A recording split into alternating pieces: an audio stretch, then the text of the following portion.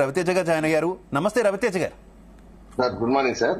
Very good morning అండి. రవితేజ గారు, నిన్న జరిగినటువంటి మీడియా మీద దాడి, మోహన్ బాబు కుటుంబ వ్యవహారంగా ఉంచుకోకుండా పూర్తి స్థాయిగా రోడ్డున ఎక్కారు, రోడ్డున పడ్డారని చెప్పుకోవచ్చు.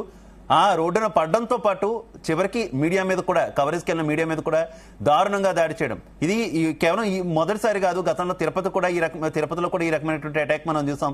అంతకుముందు ఒక సినిమా వివాదంలో బ్రాహ్మణులు నిరసన తెలుపుతుంటే వారి మీద అటాక్ జరగడాన్ని మనం చూసాం.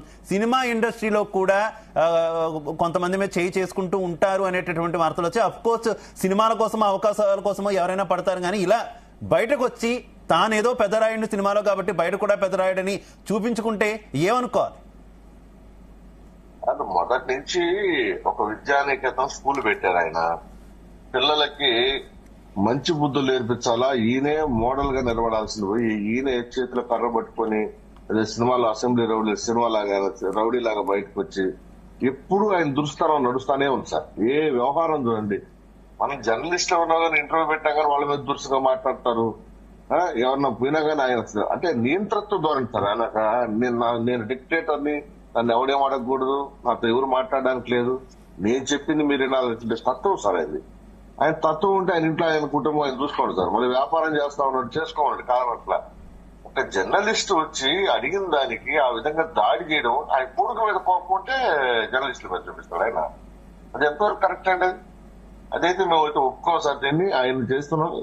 పోలీసులు కానీ వెంటనే చర్యలు తీసుకోకపోతే మేము రాష్ట్ర వ్యాప్తంగా జర్నలిస్టులు అందరూ కూడా ఆందోళన చేపట్టడానికి సిద్ధంగా ఉన్నాం సార్. ఇది ప్రతిసారి ఎక్కడో ఒక చోట జర్నలిస్టుల మీద దాడి చేయడం, వాళ్ళు చూడండి జర్నలిస్ట్ దెబ్బకి ఎవరు సార్ దానికి బాధ్యత? పోలీసులు కేసు పెడతారు, ఈయన వెళ్తాడు, ఈయన డబ్బులునే మళ్ళీ ఏదో కోర్టు పోతా తెచ్చుకుంటాడు. మరి జర్నలిస్ట్ కుటుంబం పరిస్థితి సార్ ఇవాళ ఇదే సార్ జరుగుతుంది. ఎక్కడ చూసిన ఇదే పరిస్థితి. ఒక పక్క ఆంధ్రప్రదేశ్ లో చట్టాలు తీసుకొచ్చాం, మీకెందుకు జర్నలిస్టులు మేము కాపాడుతానంటారు, ఒక పక్క చెప్తానంటారు, మరో పక్క దాడులు జరుగుతానని. ఇది మాత్రం చాలా హేయమైన సార్. దీని మాత్రం రాష్ట్ర వ్యాప్తంగా మేము జాబ్ నుంచి ఖండిస్తున్నాము. అవసరమైతే కూడా మేము ప్రతి జిల్లా నుంచి పిలుపునిస్తాం. మేము జర్నలిస్టులను అందరూ కూడా కాపాడేదానికి వాళ్ళ మీద ఎక్కడ ఏం జరిగినా కానీ కేసులు పెట్టాల్సిందే. దీని మాత్రం ఒప్పుకునే ప్రసక్తే లేదు సార్.